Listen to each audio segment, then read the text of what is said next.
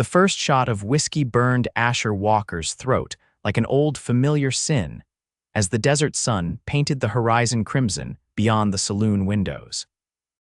45 years had carved their history into his weathered face, leaving him with nothing but a ranch going to seed and memories that haunted him more with each passing season. 20 years ago, he'd had everything youth, promise, and Sarah James, the banker's daughter with eyes that rivaled the Montana sky. Now, in 1885, all that remained were the calluses on his hands and the dull ache where his heart used to be. "Even in, Sheriff," called Mabel, the aging barmaid who'd been serving Asher his weekly dose of forgetfulness for nearly a decade. The usual, Asher nodded, pushing his empty glass forward. He'd been Pine Creek's sheriff for 15 years now, a job he'd taken after returning from the war. It gave him purpose when Sarah left, something to fill the emptiness. "Town's buzzing today," Mabel remarked as she poured. "Stage came in with some fancy folks from back east."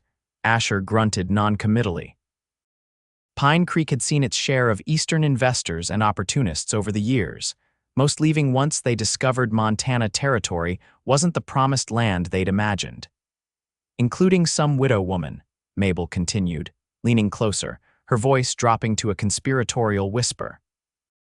"Heard she's opening that old mercantile on Main Street."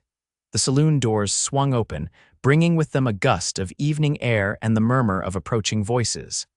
Asher didn't bother turning.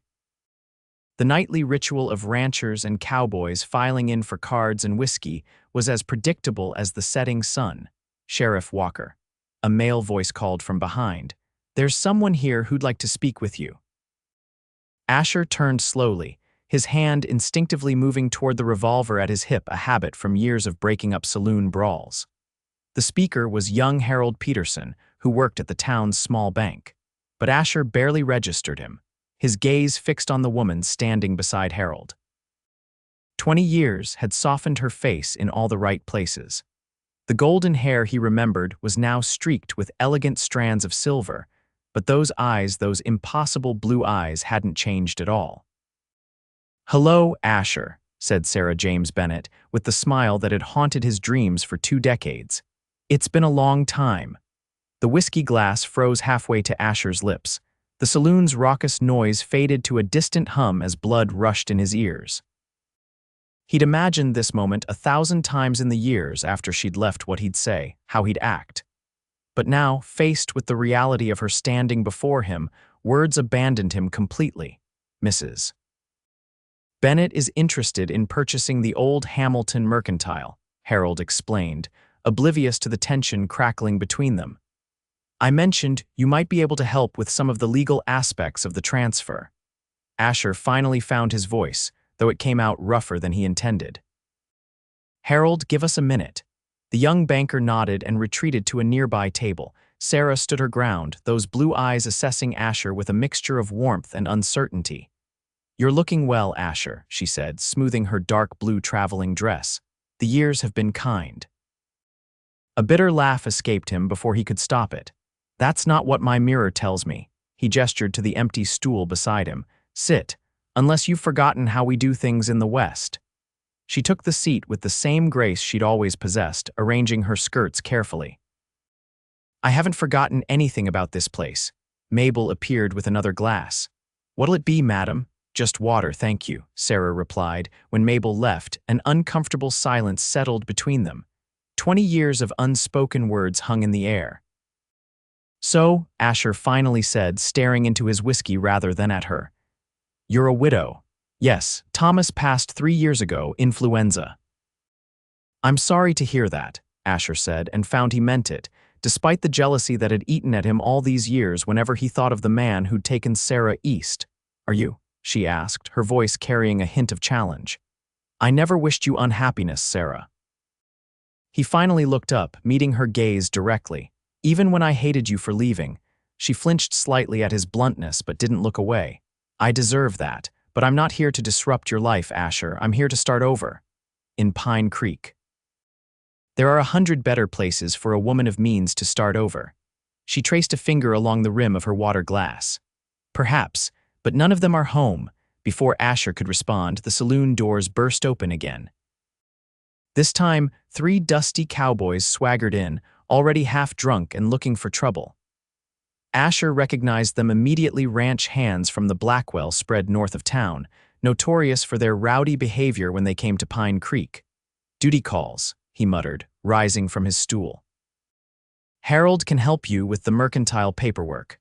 Welcome back to Pine Creek, Mrs. Bennett." He walked away before she could respond, grateful for the interruption. The last thing he needed was Sarah James Bennett walking back into his life with that smile that still made his chest ache like an old bullet wound. As he approached the rowdy cowboys, warning them to keep it civil, he could feel her eyes on his back. 20 years might have passed, but some things never changed.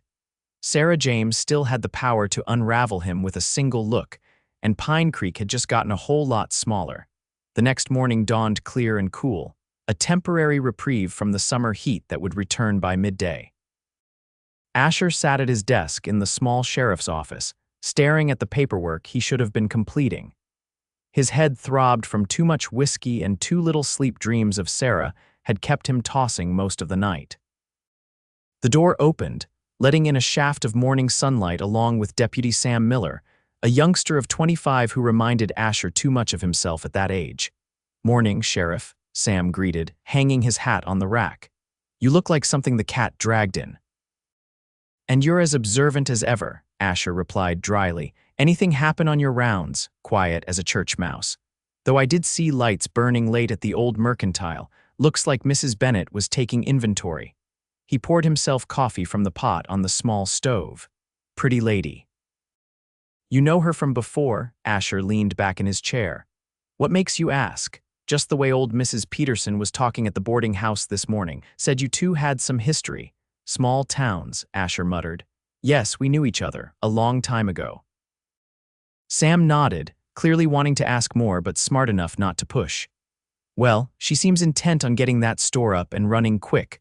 Already hired the Hollister boys to repair the storefront." Asher grunted in acknowledgement, returning to his paperwork. He had managed to avoid thinking about Sarah for precisely 17 minutes, a new record since seeing her last night. "I'll be making rounds," he announced, standing abruptly. "Need some air." Pine Creek wasn't much as far as frontier towns went. One main street with a handful of businesses. A church, a school, and scattered houses spreading outward like ripples in a pond. It had grown some since Asher first arrived 30 years ago, but it was still the kind of place where everyone knew everyone's business. And by now, everyone likely knew Sarah Bennett had returned. He walked down the boardwalk, nodding to the townspeople he passed. Mrs. Bailey outside the post office. Doc Wilson smoking his pipe in front of his office. Reverend Harper sweeping the church steps. All gave him knowing looks that told him the gossip mill was working at full capacity. Despite his best intentions, Asher found himself standing in front of the old Hamilton mercantile. The Hollister brothers were indeed hard at work, replacing rotted boards on the porch and rehanging the door that had been off its hinges for years. "Morning, Sheriff," called the older Hollister boy, Jacob. "Looking for Mrs. Bennett." "Just checking on the progress," Asher lied. "Building's been empty a long time." "Yes, sir, but she's got big plans, talking about bringing in goods from as far as San Francisco and Chicago." Through the newly cleaned windows, Asher could see movement inside.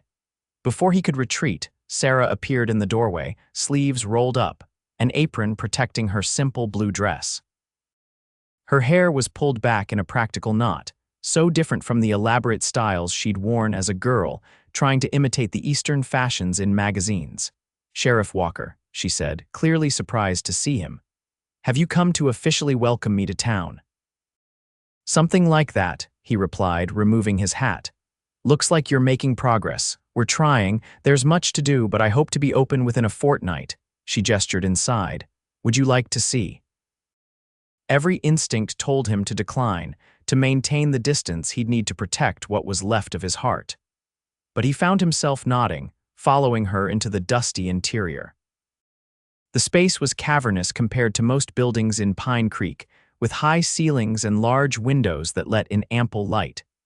Shelves lined the walls, and several barrels and crates were stacked in corners, waiting to be unpacked. "It has good bones," Sarah said, watching him survey the room. Mr. Hamilton built it well. He did, Asher agreed. Though I remember when this was just an empty lot with a couple of tents. When your father brought you here from Kentucky, she said softly. You were what, 15, 14, he corrected, surprised she remembered. Pa had gold fever bad. Did he ever find what he was looking for? Asher shook his head. Died still believing the next creek over would make him rich.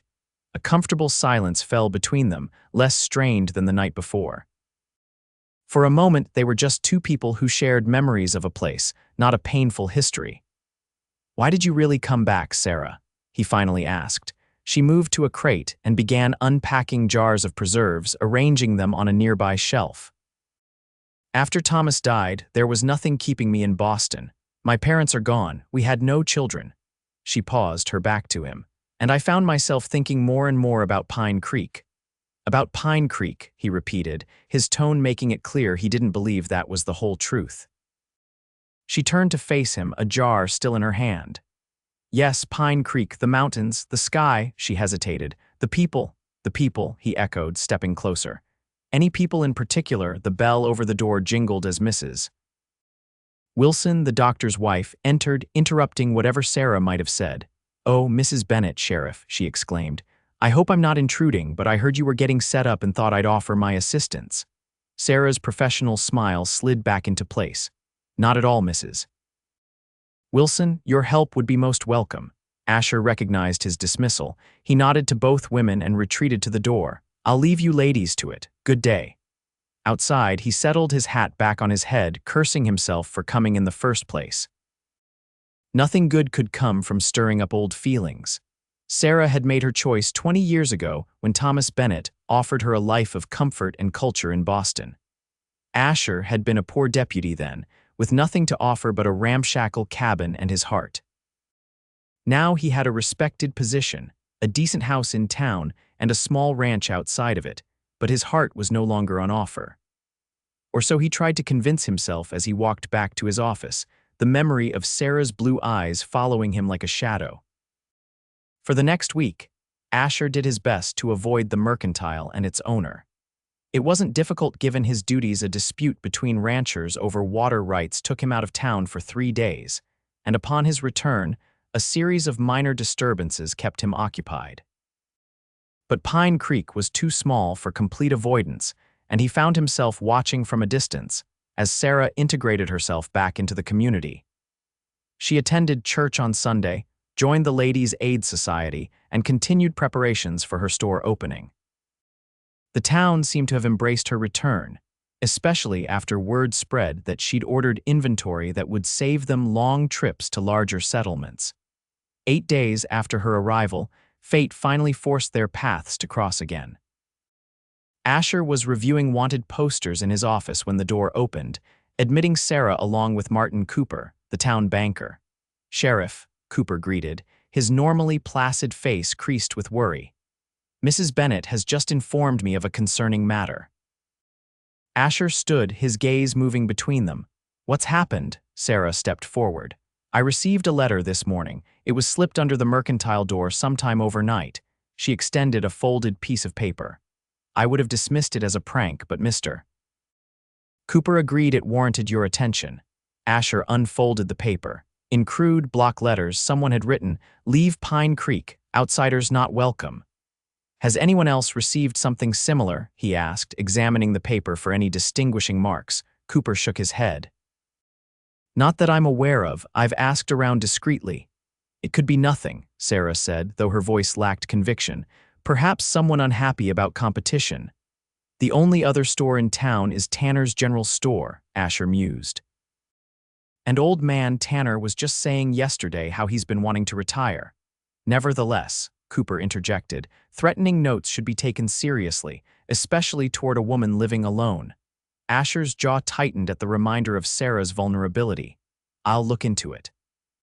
In the meantime, Mrs. Bennet, it might be wise to have someone stay with you, or for you to move temporarily to the boarding house. That won't be necessary, she replied firmly. I won't be frightened away from my own property by an anonymous note. Her stubbornness, was familiar the same determination that had driven her to learn to ride astride against her mother's wishes, to wade into creeks collecting specimens for her nature journals, to challenge Asher on everything from politics to the fastest route to the swimming hole. "At least let me assign Deputy Miller to keep an eye on the mercantile at night," Asher insisted. After a moment's hesitation, she nodded. "If you think it best." Cooper looked satisfied. "Well, I should return to the bank, Mrs. Bennett. Please don't hesitate to call on me if you need anything further." After the banker left, an awkward silence fell. Sarah remained standing, her hands clasped tightly in front of her. "Thank you for taking this seriously," she finally said. "I debated whether to bring it to you at all." "It's my job," Asher replied, more curtly than he intended. He softened his tone. "But I'm glad you did. How are the preparations for the store coming along?" "Well enough. I plan to open this Saturday, though with a more limited inventory than I'd hoped. Some shipments have been delayed." "That's to be expected out here." He paused, then asked the question that had been bothering him since her return. "Do you really think you can be happy here again, Sarah? After Boston?" She looked at him thoughtfully. "Boston was Thomas's world, not mine." "I played my part as his wife, attended the right functions, said the right things, but it never felt like home. And this does," he gestured vaguely, encompassing the dusty office and by extension all of Pine Creek. "It's beginning to," she answered simply. "Though some things have changed more than others." Their eyes met, and for a moment, Asher felt a pull toward her so strong he had to grip the edge of his desk to keep from moving closer. The office door swung open as Deputy Miller burst in.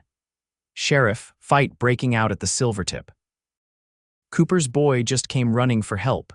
The moment shattered. Asher grabbed his hat. "I need to go, of course," Sarah stepped aside. "About the note, I'll stop by the mercantile later," he promised, already heading for the door. "Sam, escort Mrs. Bennett back, then join me." As he strode toward the saloon, Asher wondered if the universe was conspiring to interrupt every significant conversation he tried to have with Sarah. Perhaps it was for the best. The less they talked about the past or possibilities for the future, the easier it would be to maintain the walls he'd built around his heart. But even as he thought it, he knew he was lying to himself. Sarah James Bennett had walked back into his life with that smile, and his carefully constructed defenses were already beginning to crumble. That evening, after dealing with the saloon brawl, two cowhands arguing over a card game, and completing his paperwork, Asher made good on his promise to check on the mercantile. The sun was setting as he approached, painting the western sky in shades of orange and gold. Light glowed from the windows, suggesting Sarah was still at work inside. He knocked on the newly repaired door, then entered at her call. The transformation of the space in just a week was remarkable.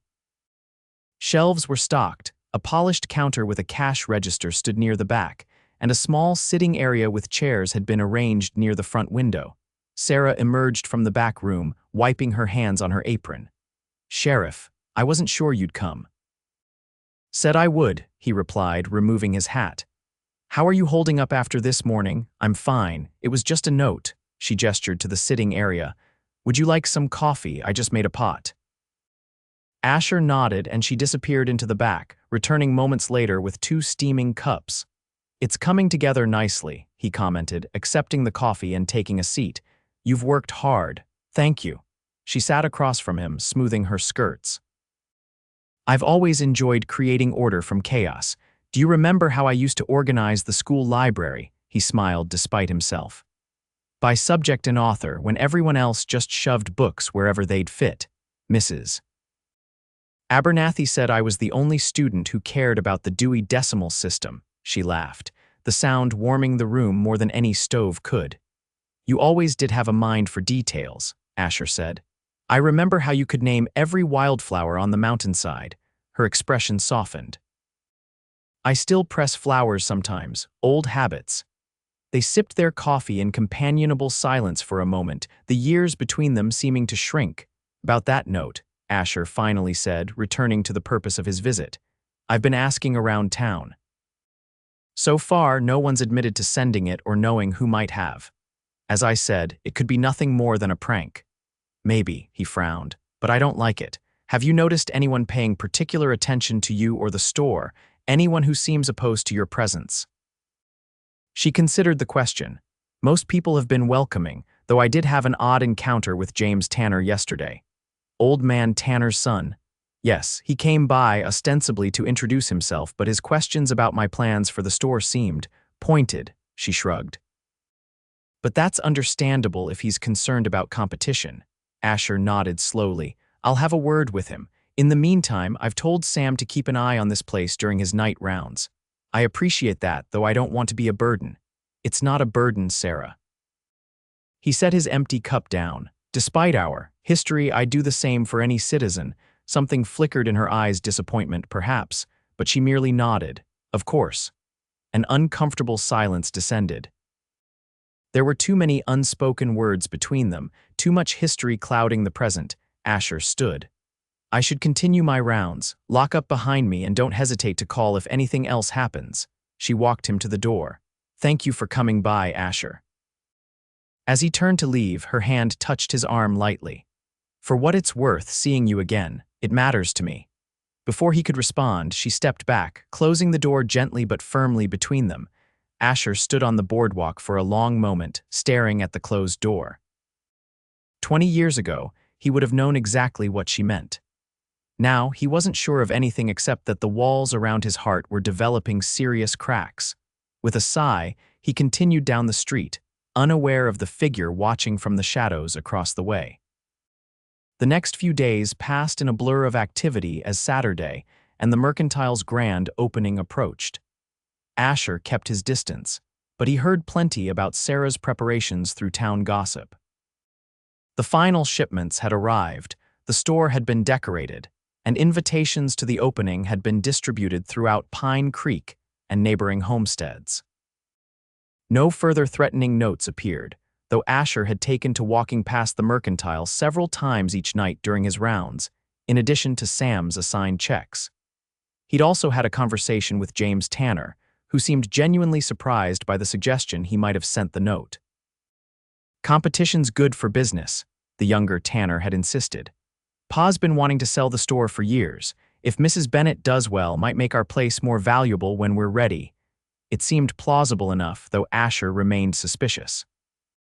20 years, as Sheriff had taught him that people weren't always what they appeared, Saturday morning dawned bright and clear. Asher woke early, as was his habit, and sat on his small porch with coffee, watching the town come to life. From his house on Pine Creek's eastern edge, he had a view down Main Street, and he could see activity already beginning at the mercantile. Against his better judgment, he found himself walking toward it an hour before the official opening. He told himself he was just performing his duties, ensuring there would be no trouble with the expected crowd, but he knew the truth was simpler and more complicated. He wanted to see Sarah. When he arrived, the store was already bustling with activity. Sarah had hired Mrs. Hollister and her daughter to help with the opening day rush, and they were arranging last-minute displays, while Sarah herself directed a delivery boy with a large floral arrangement. She looked up as the bell announced his entrance, her face brightening.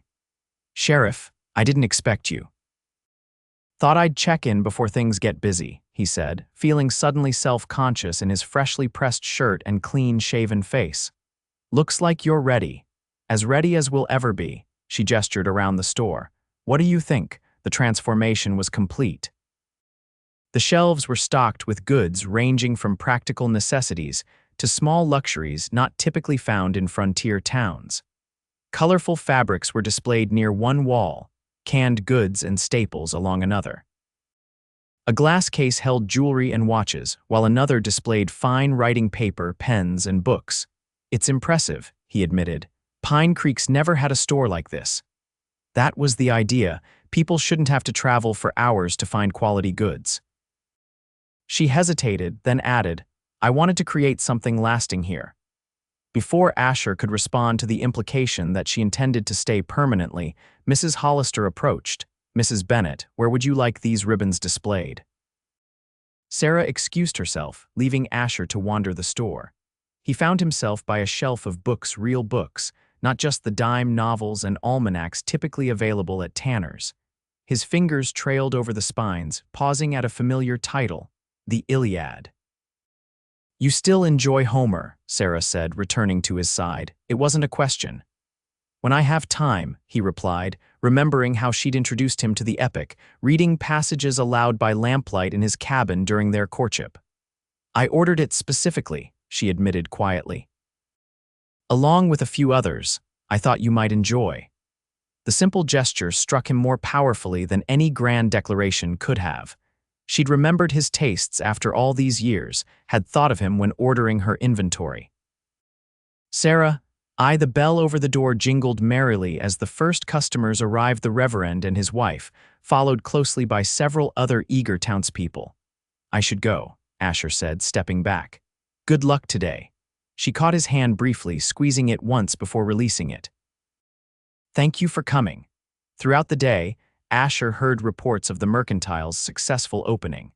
Deputy Miller mentioned the store was packed tighter than a tin of sardines, and Mrs. Bailey from the post office cornered him to exclaim over the selection of sewing notions now available. By evening, when Asher made his rounds, a steady stream of customers was still flowing in and out of the store. He paused across the street, watching Sarah through the window as she wrapped a purchase for a smiling customer. She looked tired but happy, her cheeks flushed with excitement. Something stirred in Asher's chest, pride, perhaps, or simply pleasure at seeing her in her element. She'd always been ambitious in her quiet way, always dreamed of something more than being a rancher's wife. As he continued his rounds, Asher wondered if that was why she'd chosen Thomas Bennett over him all those years ago. The Boston banker could give her opportunities Asher never could. Yet here she was, back in Pine Creek, building something new from the ground up. The contradiction puzzled him, as did his own conflicted feelings. Part of him wanted to keep his distance, to protect the life he'd built without her. Another part, growing stronger by the day, wanted to understand why she'd returned, what she truly wanted now. Later that night, long after most of Pine Creek had gone to bed, Asher made one final pass by the Mercantile. The lights were still on, though the closed sign hung in the window. Through the glass, he could see Sarah alone, sitting at her desk in the back, head bent over what appeared to be ledgers. He hesitated, then knocked softly on the door. She looked up, startled, then crossed to unlock it. "Asher," she said, opening the door just enough to speak to him. "Is everything all right? Just checking on you. It's late to be working. I wanted to record the day's sales while they're fresh in my mind." She pushed a strand of hair back from her face, looking more vulnerable than he'd seen her since her return. "It was a good day, so I heard." "Congratulations." She studied his face for a moment, then stepped back. "Would you like to come in for a moment? I could use a short break." Against his better judgment, he nodded, following her inside. The store was eerily quiet compared to the bustle of the day, their footsteps echoing in the empty space. "Coffee," she offered, "or I have something stronger if you prefer." "Nothing, thank you, I won't stay long." She leaned against her desk, watching him. "You know, I half expected you to avoid the opening entirely." "I considered it," he admitted, "but I wanted to see what you'd created. And it's impressive, you should be proud." She smiled, the tired lines around her eyes crinkling. "I am. Though I couldn't have done it without the town's support. People have been kinder than I had any right to expect." "Why wouldn't they be?" Asher asked, genuinely curious. Sarah looked down at her hands.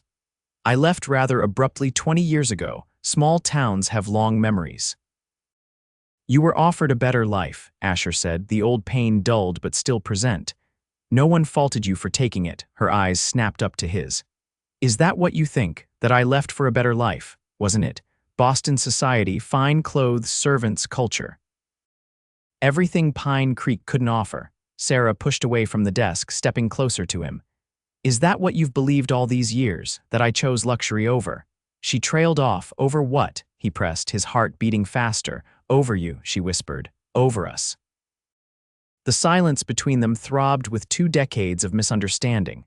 "Didn't you?" he finally asked. Sarah shook her head slowly. "No, Asher, that's not why I left." Before she could continue, a crash from the back room startled them both.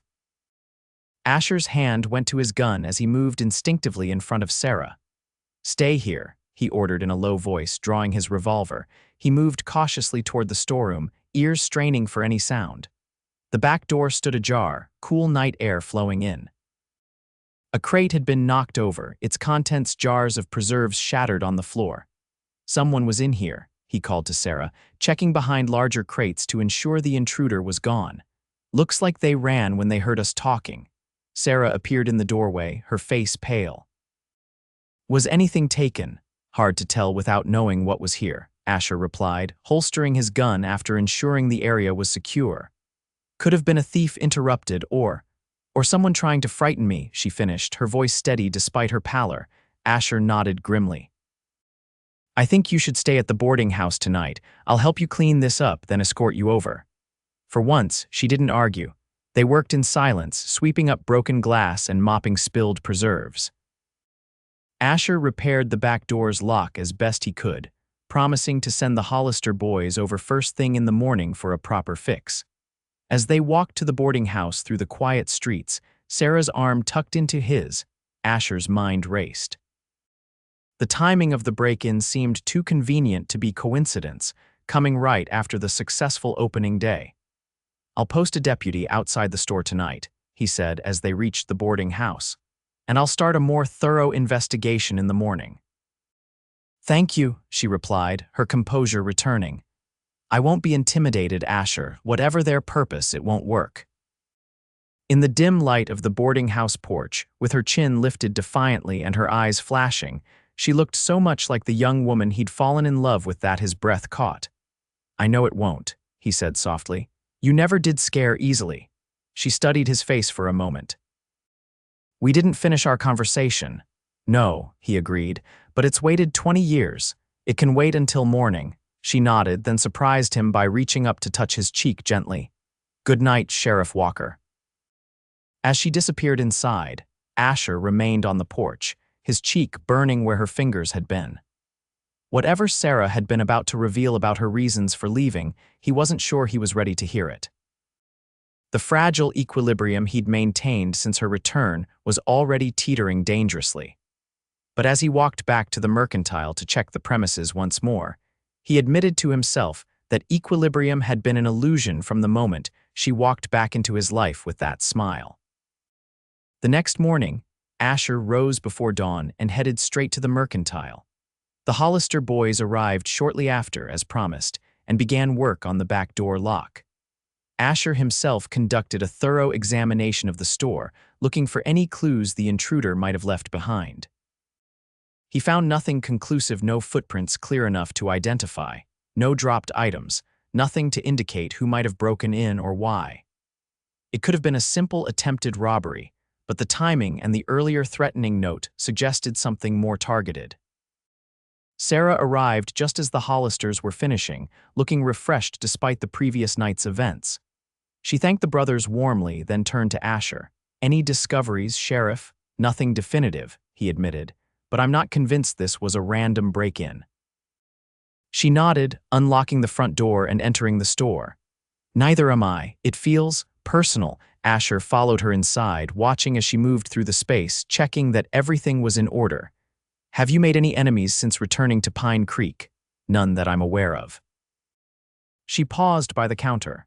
"Though I suppose success can breed resentment. Yesterday's opening exceeded my expectations." "I'll speak with Tanner again," Asher said, though he still didn't believe the competition theory. "And I've asked Sam to make inquiries about anyone who might have been hanging around the store last night." Sarah nodded, then squared her shoulders. "Now, about our interrupted conversation." Asher tensed. "Perhaps this isn't the time. If not now, when?" she challenged. "We've danced around the past since I returned. I think it's time for honesty, don't you?" He couldn't argue with that, though part of him wanted to. "All right, you said you didn't leave for a better life. Why then?" Sarah took a deep breath. "I left because my father was ruined." The bank was failing bad investments, a partner who embezzled funds. He faced not just bankruptcy but potential criminal charges. Her hands fidgeted with a pencil on the counter. Thomas Bennett offered a solution. His father owned a bank in Boston and was willing to cover the losses, prevent scandal. "If I married Thomas," Asher stared at her, the implications sinking in. "You married him to save your father." Yes, her gaze didn't waver. It was my choice. Thomas was kind, respectable, he didn't force me. But he made it clear what would happen to my family if I refused. Why didn't you tell me? Asher demanded, old anger mingling with fresh confusion. We could have found another way. What way, Asher? She asked gently. You were a deputy with barely enough to support yourself, let alone take on my family's debts. My father would have gone to prison. My mother would have been destitute. He knew she was right, but the knowledge didn't ease the sting. So you sacrificed yourself. I did what I thought necessary, she corrected. And Thomas was good to me in his way. We developed a companionship, if not the love I had hoped for in marriage. The love you had with me, Asher said quietly. Sarah's eyes glistened. Yes, the bell over the door jangled as Mrs. Wilson entered, cheerfully oblivious to the tension in the room. Good morning. I simply had to come see if there were any of those lovely handkerchiefs left. My daughter was so disappointed to miss them yesterday. Sarah composed herself with impressive speed, turning to her customer with a smile that only Asher could see didn't reach her eyes. Of course, Mrs. Wilson. Let me show you what we have left. Recognizing his dismissal, Asher nodded to both women and left, his mind reeling from Sarah's revelation. All these years, he'd believed she'd chosen wealth and comfort over their love. The truth that she'd sacrificed herself for her family painted her departure in an entirely different light. But it didn't change the fact that she had left, that 20 years had passed, that they were different people now. Did it? As he walked back to his office, Asher tried to sort through the implications. If Sarah hadn't left for the reasons he'd believed, if she hadn't preferred Thomas Bennett's lifestyle to the one Asher could offer, what did that mean for them now? And more pressingly, who was trying to frighten her away from Pine Creek? The answers to both questions remained elusive as Asher threw himself into the investigation of the break-in. He questioned everyone who had been in the vicinity of the mercantile the previous night, but no one reported seeing anything suspicious.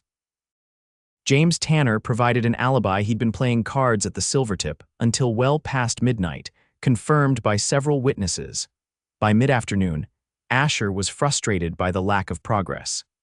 He decided to check on Sarah again, telling himself it was strictly professional concern. The mercantile was doing steady business, though not the crush of the opening day. Sarah looked up from helping a customer when he entered, her professional smile warming slightly when she recognized him. Asher waited until she was free, then approached the counter. Everything quiet today. Perfectly normal, she assured him. Though I admit I jumped at a few shadows this morning. Understandable, he lowered his voice. I haven't found any leads yet, but I'm not giving up. I know you won't. She hesitated, then added, about this morning, we don't need to discuss it further, he interrupted.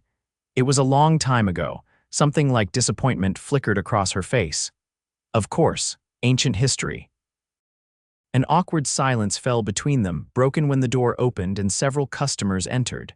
I should go, Asher said. Lock up carefully tonight. Sam will keep an eye on the place. As he turned to leave, Sarah called after him. Asher, wait. She came around the counter, closing the distance between them. Would you join me for dinner tonight at my rooms in the boarding house? Mrs. Peterson has given me use of the private dining room. The invitation caught him off guard. I'm not sure that's a good idea. Because of our history, she challenged. Or because you're afraid of what might happen if we actually talk about it? Asher studied her face, the determination in her blue eyes, the slight lift of her chin that he remembered so well from arguments long past. Some things hadn't changed in 20 years. 7 o'clock, he finally said. I'll be there. Her smile, a real one this time, made his heart turn over in his chest. I'll be waiting. All afternoon, as he continued his investigation and performed his regular duties, Asher found his thoughts returning to the upcoming dinner. What did Sarah want from him? Forgiveness, understanding, or something more? And what did he want? The question plagued him as he finished his day's work and returned home to change for dinner.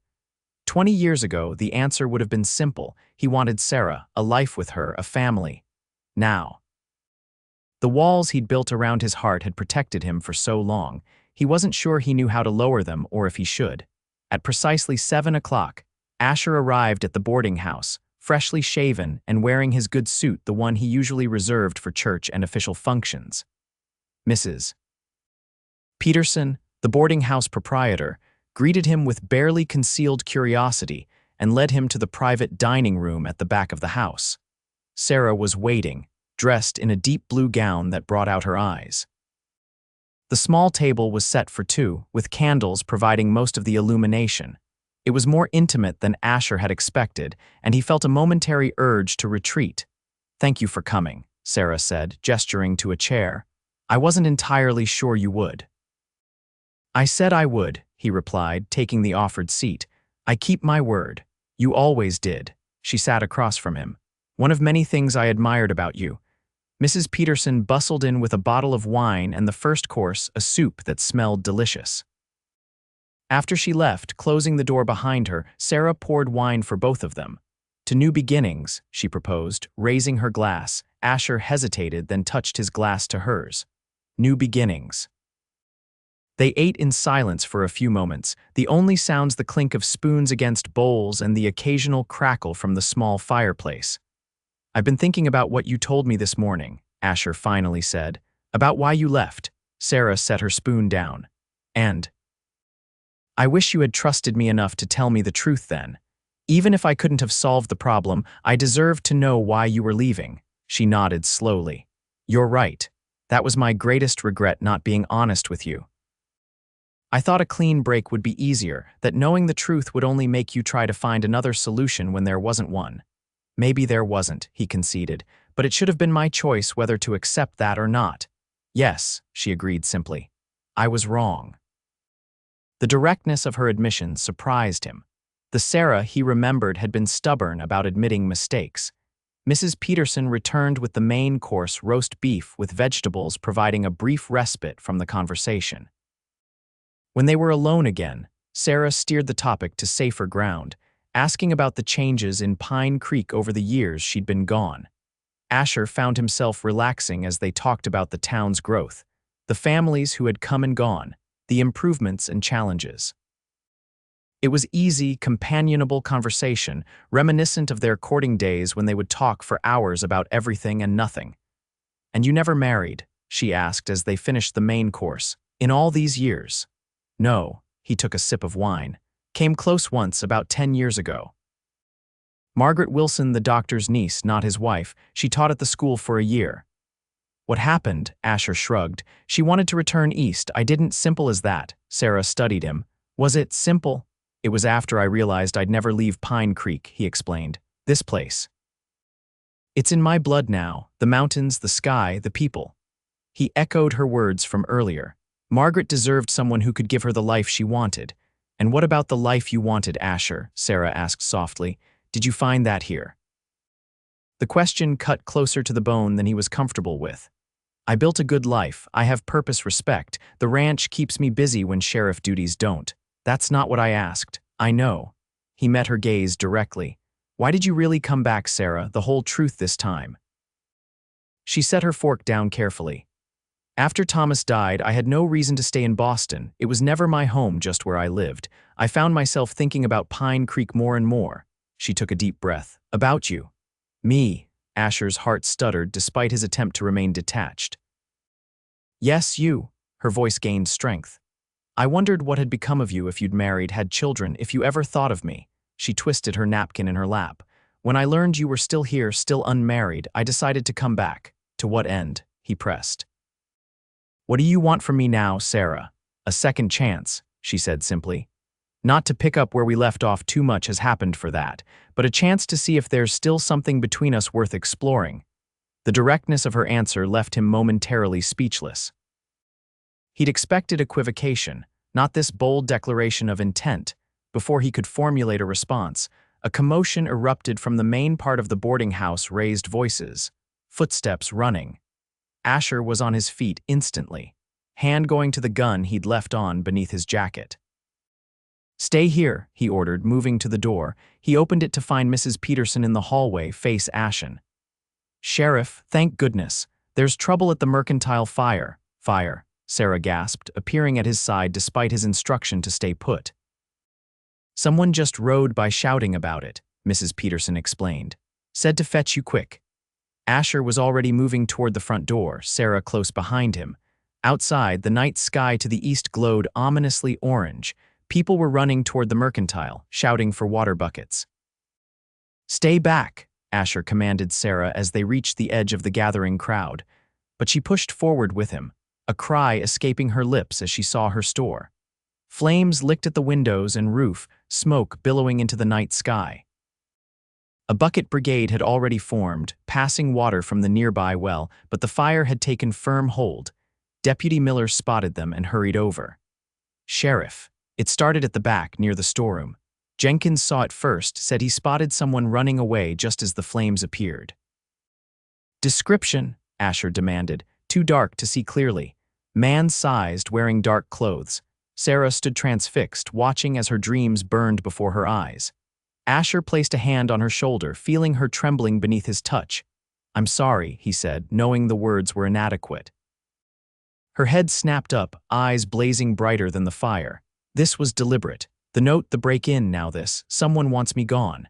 Yes, Asher agreed grimly, and I intend to find out who. For the next 2 hours, Asher coordinated the firefighting efforts.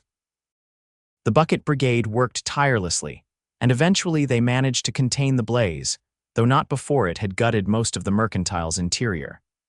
By some miracle, and the determined efforts of the townspeople, they prevented the fire from spreading to neighboring buildings. Throughout it all, Sarah remained at the edge of the crowd, watching with a stoicism that concerned Asher more than tears would have. When the fire was finally extinguished, leaving the mercantile a smoldering shell, he made his way to her side. Are you all right? He asked, knowing it was a foolish question. No, she answered honestly, but I will be. In the flickering light of the dying fire, her face was set in lines of determination that he recognized all too well. Come on, he said gently. There's nothing more to be done tonight. I'll walk you back to the boarding house. She allowed him to lead her away from the scene, his hand at the small of her back. They walked in silence through the quiet streets, both lost in their own thoughts. At the boarding house door, she finally spoke. Whoever did this. They won't drive me away, Asher. I know. He studied her face, admiring her resilience even as he worried for her safety. But you need to be careful. This escalation from threats to action is concerning. I'll rebuild, she declared, bigger and better than before. Despite everything, Asher found himself smiling at her determination. I don't doubt it for a moment. She reached for his hand, squeezing it tightly. Thank you for everything tonight. I'll find who did this, he promised. You have my word. As she disappeared inside the boarding house, Asher felt a fierce protectiveness surge through him. Sarah might be right about there still being something between them worth exploring, but first, he needed to ensure she was safe. Someone in Pine Creek had declared war on Sarah Bennett, and Asher intended to make them regret it. The next morning dawned gray and drizzly, as if the weather was mourning the mercantile along with the town. Asher had slept little, spending most of the night questioning potential witnesses and examining the fire scene for evidence. By daybreak, he had a clearer picture of what had happened, though still no certainty about who was responsible. The fire had definitely been set deliberately, with coal oil used as an accelerant at the back door. Jenkins, who had first spotted the blaze, confirmed seeing a figure running away, but couldn't provide any identifying details beyond average height, wearing dark clothes. Asher returned to the burned-out shell of the mercantile as the sun rose, hoping daylight might reveal clues that darkness had concealed.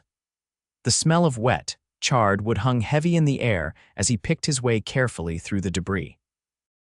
Most of the interior was destroyed, though the stone outer walls and parts of the front section had survived. Water from the bucket brigade pooled on the floor, mixing with ash to create a thick, black sludge that sucked at Asher's boots. It's worse in the daylight, came Sarah's voice from behind him. He turned to find her standing in what remained of the doorway, dressed in a simple dark skirt and shirtwaist, her hair pulled back practically. She looked as if she hadn't slept either. You shouldn't be in here, he warned. The structure might not be stable. She ignored him, stepping carefully into the ruins. Was anything salvageable? Some goods near the front, he replied, knowing better than to argue with her. The display cases protected a few items. The safe appears intact. Sarah nodded, surveying the destruction with a clinical detachment that surprised him. I've already wired my bank in Boston for additional funds, and I've spoken with Mr. Cooper about securing temporary space to resume business while rebuilding. You're determined to stay, then?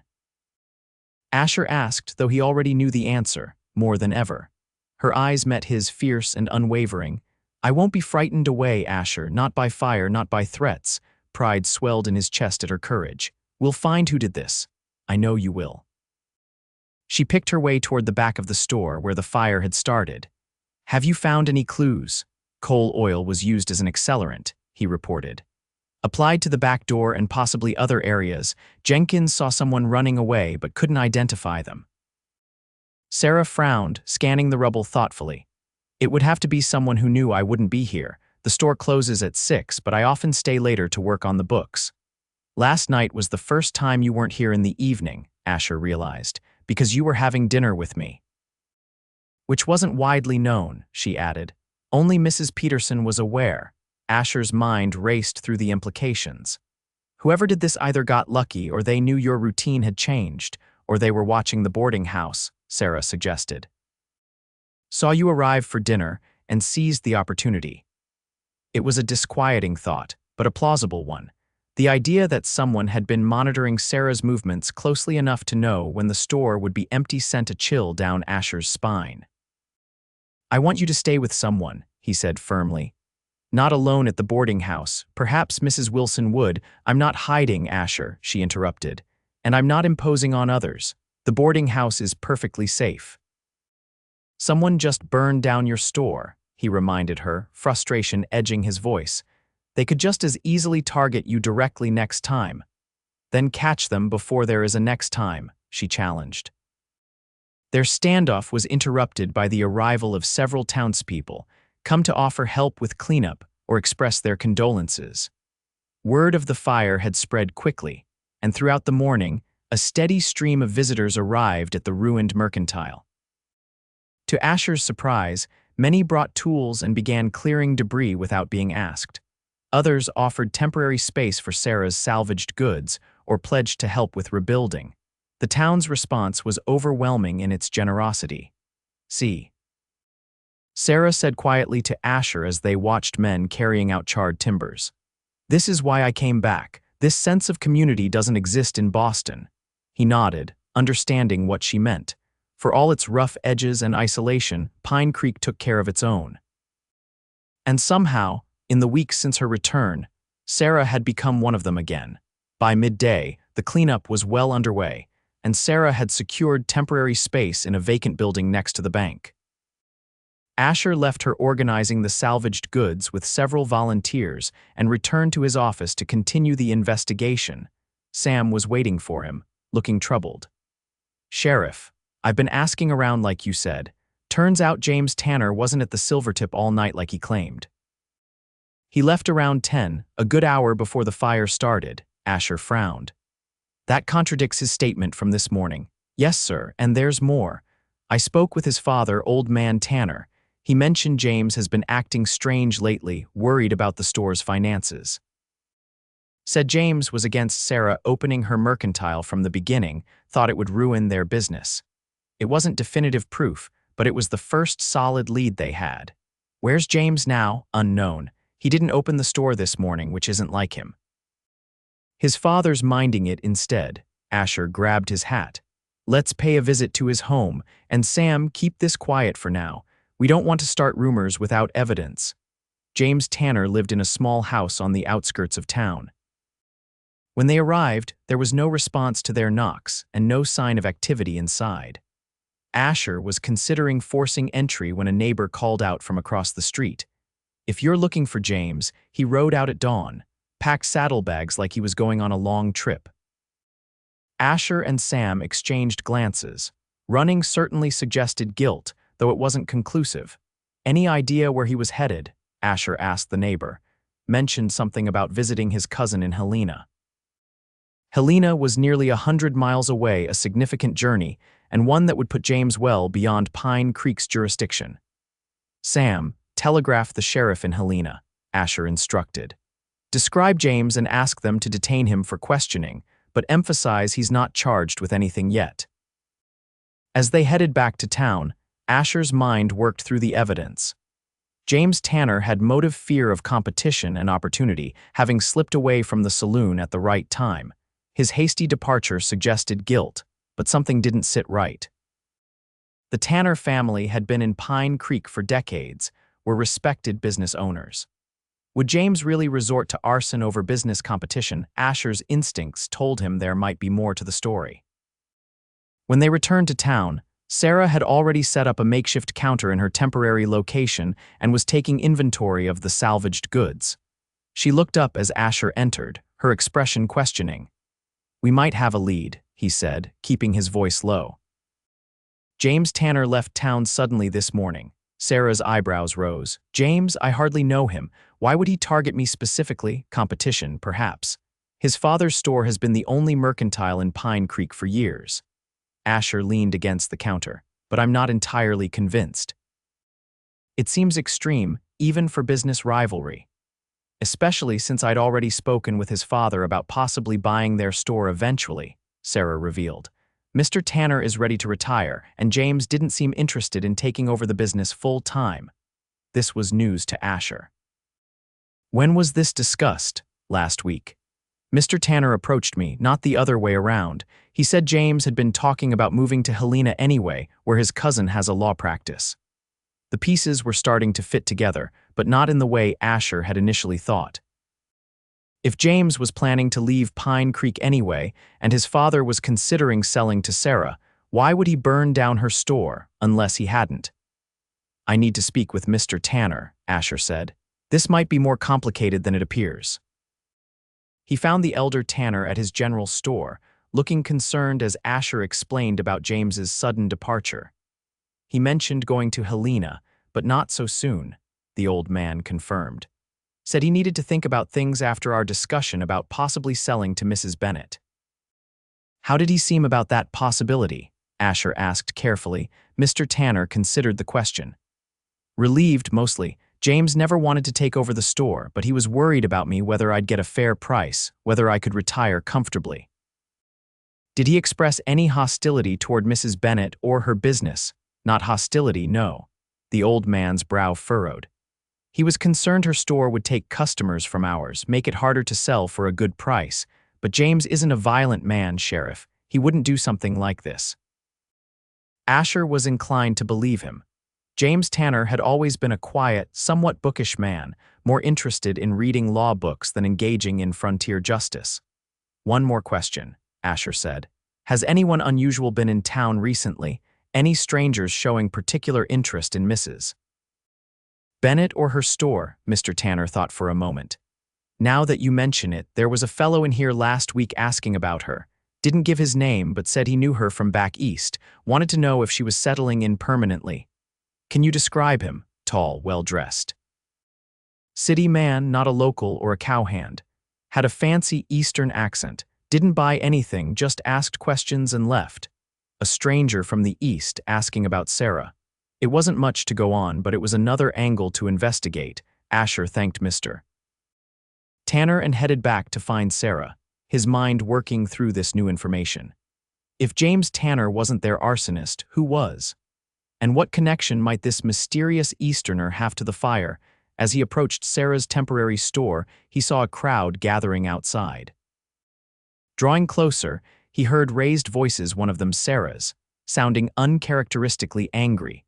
Pushing through the onlookers, Asher found Sarah confronting a tall, well-dressed man whose back was to him. Even from behind, Asher could tell he wasn't a local. His suit was too fine, his posture too rigid. "You have no right," Sarah was saying, her cheeks flushed with anger. "No right at all to come here after what you've done." "Be reasonable, Sarah," the man replied in a cultured Eastern accent. "You can't possibly stay now. It's time to return to Boston where you belong." Asher stepped forward, placing himself beside Sarah. "Is there a problem here, madam?" The stranger turned, revealing a handsome face with cold eyes. He assessed Asher with obvious disdain. "This is a private matter," he said dismissively. "Family business." Family? Asher looked to Sarah for explanation. Sheriff Walker, she said, her voice tight with controlled fury, allow me to introduce Robert Bennett, my late husband's brother. The pieces clicked into place instantly. Mr. Bennett, Asher said, his hand instinctively moving closer to his gun. I believe we need to have a conversation. Bennett looked between them, his expression calculating. I have nothing to say to the local law enforcement. As I was explaining to my sister-in-law, I'm merely here to escort her back to Boston, where she has responsibilities to the Bennett family. I have no such responsibilities, Sarah countered. Thomas left everything to me, free and clear. A mistake my family intends to rectify, Bennett replied coldly. You never belonged in our world, Sarah, and clearly you've proven yourself incapable of managing affairs here as well. He gestured toward the burned mercantile across the street. Something in his tone, the satisfaction, confirmed Asher's suspicions.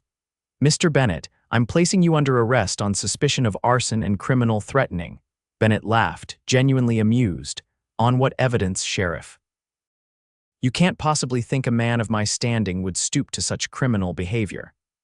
I think a man who traveled over 2,000 miles to intimidate a woman might be capable of quite a lot, Asher replied evenly, including hiring someone to deliver threatening notes and set fires. For just a moment, Bennett's composure slipped, his eyes darting to the side. Following his gaze, Asher spotted a rough-looking man hovering at the edge of the crowd, exactly the sort who might be hired for unsavory work. Sam, Asher called to his deputy, who had appeared at the commotion. Detain that man at the edge of the crowd, the one in the brown coat. Before the deputy could move, the man bolted, shoving through onlookers. Bennett took advantage of the distraction, turning to run in the opposite direction. Stop him. Asher shouted, but Bennett had already disappeared around the corner. For a split second, Asher was torn between pursuing Bennett or ensuring Sarah's safety. The decision was made for him when she pushed him toward the fleeing figure. Go, I'm fine. Don't let him escape. Asher sprinted after Bennett, while Sam pursued the other man. The crowd scattered, some people joining the chase while others simply tried to get out of the way. Bennett was surprisingly fast for a city man, darting between buildings and heading toward the livery stable. Asher realized he must have a horse waiting. If Bennett reached it, he could easily escape into the surrounding countryside. Pushing himself harder, Asher cut through an alley, emerging just as Bennett reached the stable doors. He launched himself forward, tackling the other man to the ground. Bennett fought wildly, landing a solid punch to Asher's jaw before Asher managed to subdue him, flipping him onto his stomach and restraining his hands. Robert Bennett, you're under arrest, Asher panted, pulling the man to his feet. For arson, criminal threatening, and now assaulting an officer. You'll regret this, Bennett spat as Asher marched him back toward the jail. My family has connections your backwater brain can't even imagine. Save it for the judge, Asher replied calmly. We don't much care about Boston connections out here. By the time they reached the jail, a crowd had gathered. Sam was already there, the rough-looking man secured in a cell. Got him trying to steal a horse from the livery, Sam reported. He confessed immediately, said Bennett hired him to deliver the note and set the fire. Asher locked Bennett in the adjacent cell, ignoring his demands for a lawyer and threats of legal action. The evidence was mounting quickly: the hired man's confession, Bennett's attempt to flee, and Sarah's testimony about his determination to force her back to Boston. Why? Asher asked, facing Bennett through the bars. Why go to such lengths? Bennett's handsome face twisted with disdain. My brother made a foolish mistake in his will, leaving everything to her instead of keeping it in the family. The Bennett fortune was built over generations. It should remain with Bennett's, not some frontier girl who got lucky. So you thought burning her store would? What? Convince her to return to Boston and hand over her inheritance? I thought it would remind her where she belongs, Bennett sneered. She was never one of us, no matter how Thomas tried to polish her, just a country nobody who caught my brother's eye. That country nobody has more dignity and courage than you'll ever understand, Asher replied coldly, and now you'll face Western justice for what you've done. Leaving Bennett to stew in his cell, Asher returned to the front office where Sarah waited, her face pale but composed. Bennett's man confessed, Asher told her. Said Bennett hired him to deliver the threatening note and set the fire. With his testimony and what we've witnessed today, Bennett will be facing serious charges. Sarah nodded, relief evident in her expression. Thank you, Asher. I should have suspected Robert might be behind this. He was furious when Thomas's will was read, learning that I had inherited everything. Why didn't you mention him as a possibility? Asher asked, not accusingly but curious. I honestly didn't think he'd follow me here, she admitted. Boston society is his life. I couldn't imagine him venturing to what he calls the wilderness. She shook her head. I underestimated his greed and his anger. Well, he won't be bothering you again anytime soon, Asher assured her. The territorial judge will be here next week. Until then, Bennett stays locked up. Sarah studied his face, noting the bruise forming on his jaw where Bennett had struck him. Without a word, she stepped closer and gently touched the spot with cool fingers. You're hurt, she murmured.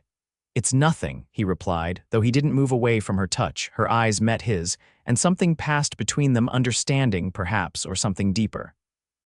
It's not nothing, Asher. You've always put others before yourself. It's one of the things I've always loved about you. The word loved present tense, not past, hung in the air between them. Sarah, he began, uncertain what he wanted to say. She dropped her hand, stepping back slightly. I should go. There's much to do if I'm to rebuild, she smiled, a determined glint in her eye. And rebuild I will better than before. I don't doubt it for a moment, he said, returning her smile despite the ache in his jaw. As she turned to leave, Asher realized he wasn't ready to let her go. Not again, not when they'd left so much unsaid. Sarah, he called after her. About our dinner last night. She paused, looking back at him expectantly. We never finished our conversation, he continued. About second chances, her expression softened. No, we didn't. Perhaps. Perhaps we could continue it, once things settle down. He felt awkward, like a young man courting for the first time rather than a 45-year-old sheriff who'd faced down outlaws and survived a war. I'd like that, she replied simply. Very much. As she left the office, Asher found himself smiling despite the pain in his jaw and the mountain of paperwork ahead of him. For the first time in 20 years, he felt something he'd thought long lost. Hope. Over the next week, Pine Creek rallied around Sarah with surprising vigor. Volunteers helped clear the burned mercantile site, and the Hollister brothers began drawing up plans for rebuilding. Sarah operated from her temporary location, salvaged goods supplemented by new orders she placed immediately. Robert Bennett remained in jail, his hired man having provided a full confession in exchange for a reduced sentence. The news that Bennett had orchestrated the fire out of greed and spite spread quickly through town, cementing support for Sarah and her business. Asher kept his distance during this time, focusing on preparing the case for the territorial judge's arrival. But he was acutely aware of Sarah's presence in town, her resilience as she rebuilt, her gratitude to the community that had embraced her, her determination to move forward despite the setback. The evening before the judge was due to arrive, Asher finished his rounds earlier than usual and found himself drawn to Sarah's temporary store. It was after closing time, but light still shone from the windows. He hesitated, then knocked on the door. Sarah appeared, looking tired but pleased to see him. Sheriff Walker, this is a surprise. Asher, he corrected gently. After everything, I think we're past formalities, don't you? She smiled, stepping back to let him enter. Asher, then, what brings you by? Wanted to check on you before the hearing tomorrow, he said, removing his hat. And to let you know the case against Bennett is solid. His man's testimony alone would be enough, but we also have evidence from the fire scene that matches materials found in Bennett's hotel room. That's reassuring, she said, moving behind the counter where she'd been working on ledgers. Though I admit I'm not looking forward to facing him again. You don't have to attend if you don't want to, Asher offered. Your written statement would suffice. She shook her head firmly. No, I need to be there, to look him in the eye when he faces justice. She closed her ledger. I've spent too many years being intimidated by the Bennett family. No more, Asher nodded, admiring her resolve. The new plans for the mercantile look impressive, he commented, changing the subject. Bigger than before. Yes, Mr. Hollister had some excellent suggestions for improvements. Her eyes lit up as she described the planned layout, the expanded inventory, the addition of a proper office space in the back. Watching her enthusiasm, Asher felt a familiar warmth spreading through his chest. This was the Sarah he remembered, passionate, determined, full of plans for the future. "You're really staying then," he said when she paused for breath, "making Pine Creek your home again." "Yes," she replied simply. "I am, because of the store, the community." Sarah met his gaze steadily. "Those are part of it, but not all." The air between them seemed to thicken with unspoken words. Asher took a step closer, then another, until he stood directly across the counter from her. "We never finished that conversation," he said quietly. "About second chances." "No," she agreed, "we didn't. I've been thinking about what you said, about exploring what might still be between us." He hesitated, then pressed on. 20 years is a long time, Sarah. We're different people now." "Yes, we are," she acknowledged. "I'm not the girl who left, and you're not the young deputy I left behind, but perhaps that's not a bad thing." "What do you mean?" She considered her words carefully. "We've both lived, Asher, made mistakes, had regrets, learned what truly matters. I think we might understand each other better now than we did then." The wisdom in her words struck him. At 25, he'd loved Sarah with the passionate, all-consuming fire of youth. Now, at 45, he could love her with the steady, enduring flame of experience, appreciating her complexities, her strength, her resilience in ways his younger self never could have. "I can't promise it would be easy," he said, "starting again after so long." "Nothing worthwhile ever is," she replied, a small smile playing at her lips. Asher reached across the counter, taking her hand in his. Her skin was softer than he remembered, but her grip was just as sure. "I'd like to try," he said simply, "if you would." Her smile, the one that had haunted his dreams for 20 years, bloomed fully. "I would, very much." The bell over the door jangled as several customers entered, breaking the moment. Sarah squeezed his hand once before releasing it, turning to greet the newcomers with professional courtesy. Asher stepped back, settling his hat on his head. "I'll see you at the hearing tomorrow," he said. "Noon at the courthouse." She nodded, her eyes conveying what she couldn't say in front of customers. "Noon, I'll be there." As he walked back to his office through the quiet evening streets, Asher felt lighter than he had in years. Tomorrow, Robert Bennett would face justice for his crimes. The mercantile would begin rebuilding. And Asher Walker would take the first steps toward a future he'd long ago stopped believing was possible. A future with Sarah. The territorial judge, a stern man named Harrison, arrived precisely on schedule the next morning. The courthouse, actually just the largest room in the town hall, was packed with curious townspeople by noon. News of Bennett's crimes and arrest had spread throughout Pine Creek and beyond, drawing spectators from neighboring settlements. Asher ensured Sarah had a seat near the front, then took his place beside the prosecutor, a young lawyer from Helena who had arrived with the judge. Bennett was brought in, still wearing his fine Eastern suit, though it was considerably more rumpled after a week in jail. He shot a venomous glare at Sarah as he passed. The proceedings moved swiftly. The prosecutor presented the evidence, including the hired man's testimony, the materials found in Bennett's hotel room that matched those used in the fire, and statements from townspeople who had witnessed Bennett's confrontation with Sarah and subsequent attempt to flee. When Sarah took the stand, she spoke clearly and confidently about Bennett's hostility following his brother's death, his attempts to pressure her into returning to Boston, and her suspicions regarding his involvement in the threats and fire. "And why, Mrs. Bennett, do you believe the defendant was so determined to see you return east?" the prosecutor asked. "Money," Sarah replied simply. "My late husband left his entire estate to me rather than to his family.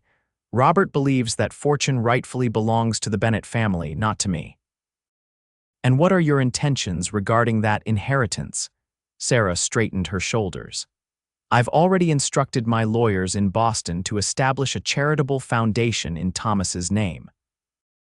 Half his fortune will fund educational opportunities for disadvantaged children, a cause he supported in life. The other half I've invested in my business here and in the community of Pine Creek." A murmur ran through the courtroom. Bennett's face contorted with rage. You can't do that. He shouted, rising from his seat. That money belongs to the Bennett family. It's our legacy. Order, Judge Harrison commanded, banging his gavel. Sit down, Mr. Bennett, or I'll have you restrained. Bennett subsided, but his expression remained murderous. The defense lawyer, a local attorney assigned to the case, did his best, suggesting the evidence was circumstantial, and that Bennett, a respected Boston businessman, had no motive to commit such crimes. But his arguments were weak against the overwhelming evidence. After both sides presented their cases, Judge Harrison took only 30 minutes to deliberate before returning with his verdict. Robert Bennett, this court finds you guilty of criminal threatening, arson, and assaulting an officer of the law, he pronounced. These are serious crimes that have endangered lives and property. The fact that you perpetrated these acts out of greed and malice toward your brother's widow only compounds their severity. Bennett stood rigidly, his face a mask of cold fury. I sentence you to 5 years in the territorial prison, the judge continued. Additionally, you are ordered to pay restitution to Mrs. Bennett in the amount of $5,000 for the destruction of her property. $5,000 was a fortune in Pine Creek, more than enough to rebuild the mercantile to grander specifications than before. A buzz of approval ran through the courtroom. As Bennett was led away, he stopped beside Sarah. This isn't over, he hissed. The Bennett family doesn't forget. Neither do I, Robert, she replied calmly. But unlike you, I choose to remember the good. Thomas would be ashamed of what you've done. Bennett flinched as if struck, then was pulled away by the deputies escorting him. Outside the courthouse, the town erupted in celebration. Justice had been served, and one of their own for Sarah was now firmly considered part of the community, had been vindicated. The Silvertip Saloon announced free drinks for the evening, and an impromptu gathering formed on Main Street. Asher found Sarah standing slightly apart from the celebrations, watching with a bemused smile. Are you all right? He asked, joining her. Yes, she replied. Though I take no pleasure in seeing anyone go to prison, even Robert. He was part of Thomas's family after all. You're a better person than most, Asher observed. Including me. I'm not ashamed to admit I enjoyed seeing him get what he deserved, she laughed softly. Perhaps that's why we complement each other so well. Your justice balances my mercy. The casual way she spoke of them as a pair, as a we, warmed Asher more than the afternoon sun. What will you do now? He asked. With the restitution money, I mean. Rebuild, of course. Her eyes sparkled with excitement. Though I'm considering some modifications to the original plans. The second floor could be converted into living quarters rather than just storage. It would be more practical to live above the store. Practical, Asher agreed, trying not to read too much into her words. Though the view from my ranch is better. On clear days, you can see all the way to the mountains. She turned to face him fully, studying his expression. Is that an invitation, Sheriff Walker? Maybe, he replied, suddenly feeling as nervous as a schoolboy, or at least a suggestion that you might want to see it sometime. I'd like that, she said simply. Very much. Around them, the celebration continued, but they stood in their own quiet bubble, the years between them simultaneously vast and non-existent. You know, Asher said thoughtfully, 20 years ago I had our future all planned out. A small ranch, a few cattle, children running in the yard. And now, she asked softly, now I know better than to plan too rigidly. Life has a way of taking unexpected turns. He smiled ruefully, but I still want a future. And I still want it with you, Sarah, if you'll have me. She reached for his hand, interlacing their fingers in full view of anyone who cared to look. I came back to Pine Creek for many reasons, Asher, but the most important one was you, the chance to see if what we lost could be found again. And what do you think now? He asked, his heart pounding in his chest. I think, she said slowly, that sometimes life gives second chances if we're brave enough to take them. Asher's free hand came up to cup her cheek gently. I'm not the man I was at 25, he warned. I'm more stubborn, set in my ways. And I'm not the girl I was, she countered. I'm stronger now, I know what I want. And what's that? A life that matters, work that fulfills me. Her eyes met his, unwavering, and someone to share it all with, someone who sees me really sees me and loves me anyway. "I've never stopped seeing you, Sarah," Asher confessed. "Even when you were gone, I saw you everywhere in the wildflowers on the mountainside, in the color of the sky at dawn, in every dream of what might have been." Her eyes glistened with unshed tears. "Then perhaps it's time we stop dreaming of what might have been and start building what can be." In the middle of Pine Creek's Main Street, with half the town celebrating nearby, Asher Walker kissed Sarah Bennett for the first time in 20 years. It was a kiss of rediscovery and promise, of forgiveness and hope. And as they pulled apart, her smile, the one that had walked back into his life and shattered his carefully constructed walls, told him everything he needed to know about their future. Over the next 6 months, Pine Creek witnessed a remarkable transformation. The mercantile rose from its ashes, grander than before, with an elegant facade and expanded interior.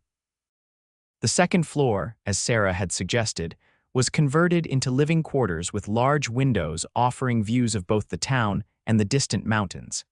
Sarah's business flourished, drawing customers from settlements miles around.